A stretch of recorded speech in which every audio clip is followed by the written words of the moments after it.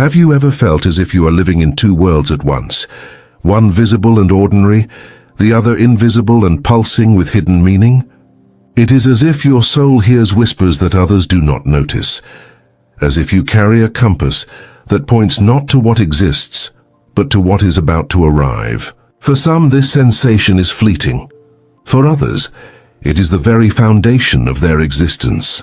Carl Jung once described this rare path as the way of the introverted intuitive. It is a gift, but it is also a burden. It can feel like standing on the edge of a cliff, able to see far ahead while everyone else remains blind to the horizon. The question is, what do you do with a vision that no one else can see? Before we dive in, let us know in the comments where you are watching from. We would love to see how far this conversation is reaching. The person who walks this road does not live fully in the ordinary world of objects, schedules and facts. That world feels too shallow, too blunt, too lacking in mystery. Instead, their attention drifts inward, pulled by an endless current of images, symbols, and quiet revelations. Imagine standing in a crowded room while everyone laughs and exchanges surface-level words, but your eyes lock on the subtle tension in someone's posture, the tremor in a voice, the faint rupture in the atmosphere that no one else notices. You feel it before it takes shape, as if destiny itself breathed on your shoulder. Others may dismiss you as distracted, detached, or even strange, but within, you are seeing a reality that has not yet arrived. Jung said this type does not see facts as final. Facts are shadows, projections of something deeper that has not yet fully emerged. The introverted intuitive is not trapped in logic, nor are they guided by the five senses. Their inner antenna is tuned to a frequency that reveals movements of the soul, archetypes stirring beneath the surface, the slow waves of culture shifting before they are noticed. This can sound like prophecy. It can sound like imagination. It can sound like madness. And sometimes it is all three at once. But here lies the tragedy. Society rarely knows what to do with such people. We live in a world that demands proof, charts, statistics, and tangible evidence. A vision without data is called delusion. A warning without cause is called paranoia. A dream without a plan is called foolishness. And so the one who perceives quietly suffers. They speak their insight only to be met with silence, disbelief, or mockery. They sense a betrayal before it happens. They feel an unseen danger before it strikes, but when they voice it, they are dismissed. Over time, they learn the cruelest lesson, to stay silent. And it is in that silence that the danger begins. Jung warned that when inner visions are not expressed, when they remain trapped within, they do not simply fade away. They grow stronger. They take on a life of their own. What was once a gift of intuition can turn into an inner tyrant. The images multiply, swirl, and pull the person deeper into isolation. The soul that once glimpsed truth becomes imprisoned by its own symbols. It is like staring into a mirror that no longer reflects your face but distorts it, repeating back to you a version of yourself that is no longer real. I want you to imagine this vividly. A person feels a pattern moving beneath reality. They know something is coming, but they cannot find the words, the art, or the language to express it. Slowly, the visions stop feeling like revelations and begin to feel like chains. They no longer choose what they see. The images choose them. This is what Jung called the risk of possession. The unconscious no longer whispers. It takes command. What makes this even more haunting is that the images do not arrive as rational arguments. They arrive as symbols. A snake winding through the body, a black shadow hovering at the edge of sight, a burning light in the distance. They are powerful, alive, and impossible to dismiss. If the person does not learn how to integrate them into consciousness, they become consumed. What once felt like prophecy transforms into confusion, paranoia, or even delusion. And yet the story does not end here, because there is another possibility. The same sensitivity that can become destructive can also become revolutionary. When the introverted intuitive learns to express what they carry, through language, through art, through creation, they transform their burden into a bridge. The silence becomes communication. The loneliness becomes impact. The visions that seem too strange or fragile for the world begin to take form as paintings, poems, theories, or even quiet acts of courage that alter the collective consciousness. Think of Kafka, pouring his labyrinthine visions of absurdity into words that still haunt us today. Think of Van Gogh, who could not survive in the ordinary world, yet left behind canvases that pulse with life. Think of Jung himself, who transformed the overwhelming flood of his inner images into an entire psychological system that still guides people a century later. These were not just artists or thinkers, they were translators of the invisible. This is the calling of the introverted intuitive, to act as a bridge between worlds. But it is never easy, because for every vision that becomes art, there are countless more that never escape the private prison of the mind. And those are the ones that corrode from within. I want to pause here and ask you something. Have you ever felt a truth so deep that you struggled to speak it aloud? Have you carried a vision, a feeling, a dream, only to have it dismissed or misunderstood by everyone around you? If so, you may already understand this path more than you think. What makes this type so enigmatic is that they live in a constant state of tension. On one side, the pull of the invisible, the archetypal, the eternal.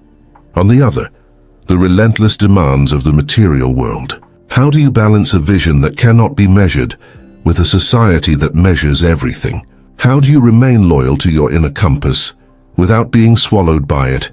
The risk is clear. If you ignore your visions, they will devour you. If you worship them without question, they will inflate you. You may begin to believe you are chosen, that you alone carry truth, that the world's blindness proves your superiority. This is what Jung called inflation, the ego becoming swollen with unconscious content, mistaking symbolic power for personal greatness. It is a dangerous illusion. It isolates you further, convincing you that your alienation is proof of your uniqueness. The path forward is painfully delicate. It requires humility, creativity, and grounding. It requires the courage to give your inner world a form without becoming lost in it. It requires the patience to be misunderstood, and yet continue translating what you see. It requires remembering that symbols are not personal possessions, but collective forces seeking expression through you. The introverted intuitive walks a tightrope. On one side lies revelation, on the other lies delusion. The balance depends not on silencing the inner voice, but on finding ways to bring it into reality. Every painting, every page, every ritual, every act of creation is a lifeline, pulling the symbol from the shadows into the light. And perhaps that is the secret. The inner world is not meant to be a prison. It is meant to be a seed. The visions that haunt you are not there to destroy you. They are asking to be born. But only you can decide whether you will let them live as art, as story, as work, or whether you will allow them to consume you in silence. This is the first step in understanding the mysterious and fragile journey of the introverted intuitive. In the next part, we will go even deeper into this paradox. We will see how these inner images can either fragment a soul or transform it, and why grounding in the simple reality of the body is the antidote to the chaos of vision. So stay with me, because this journey is only beginning. You probably thought the hardest part of awakening was the collapse itself, the night your old world dissolved, the day the illusion cracked wide open. But that wasn't the end, was it?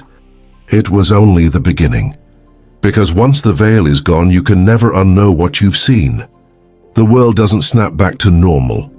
Instead, a strange new reality emerges, one where silence cuts deeper than sound, where meaning feels slippery, where everything you once clung to now looks suspiciously fragile. This is where most people stumble, not in the breaking but in the rebuilding. And if you're here listening, it means you've stepped into that in-between space. It is a place few talk about. Teachers describe enlightenment as bliss. Scriptures speak of peace, but the raw, unpolished truth is far messier. The in-between feels like standing in an empty house after all the furniture has been taken out. The walls echo. The silence grows heavy, and every step you take makes you question whether you belong anywhere at all. This is where the old patterns try to crawl back, whispering in familiar tones. Go back, they say. It was easier before. But something inside you resists, not out of arrogance, but because you know there is no going back. The map you once trusted has burned to ash. In this space, relationships shift. People who once felt like home suddenly feel distant, their conversations echoing with a hollowness you never noticed before. You try to play along, laugh at the same jokes, nod at the same complaints, but it doesn't land the way it used to.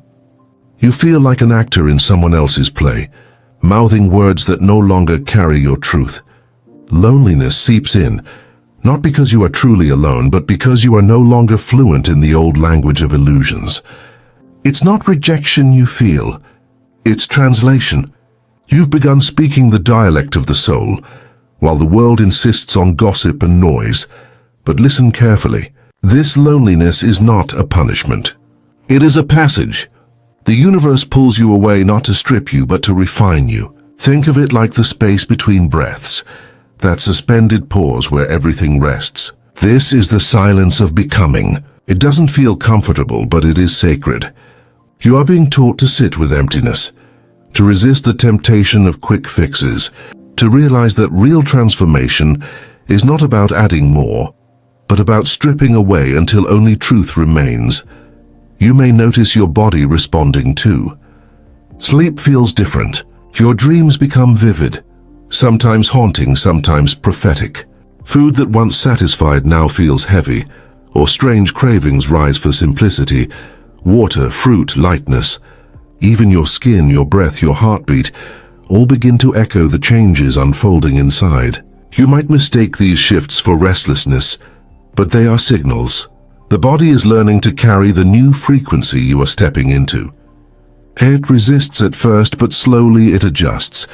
And here comes the paradox. Though you feel emptier than ever, you're also closer to the source of fullness than you've ever been. That emptiness is not a void. It is a clearing, a sacred ground where seeds can finally be planted without the weeds of illusion choking them. But this stage requires courage. Courage to not run back to distraction. Courage to resist the temptation of numbing yourself with old habits. Because if you can endure the silence itself begins to sing. Somewhere in the middle of all this, you will discover a strange truth. You are not who you thought you were. You are not your past, not your mistakes, not the roles handed to you by family, culture, or society. You are not even the version of yourself who began this awakening. That self has already died, and while grieving that loss feels natural, there's a quiet liberation in realizing that the old you is gone. Because if you are not who you were, then who might you yet become? This is the threshold moment, a liminal state.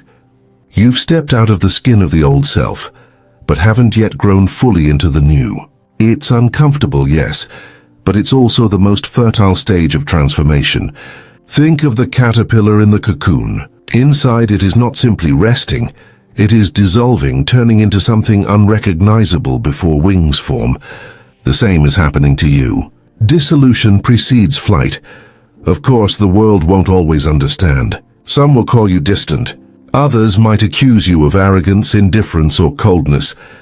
But what they cannot see is that your silence is not rejection, it is incubation. You are not withdrawing from life. You are preparing to live it more truthfully. And when the time comes, you will emerge, not as the version they remember, but as something freer, something truer, something uncontainable. So if you find yourself in the in-between, do not fear the emptiness. It is the holy ground of transformation. Let the silence shape you. Let the loneliness carve out space inside you. And remember, this stage is not forever. Just as dawn always follows the long night, clarity always follows the cocoon of confusion. What you are becoming is already written inside you, waiting for the silence to give it voice.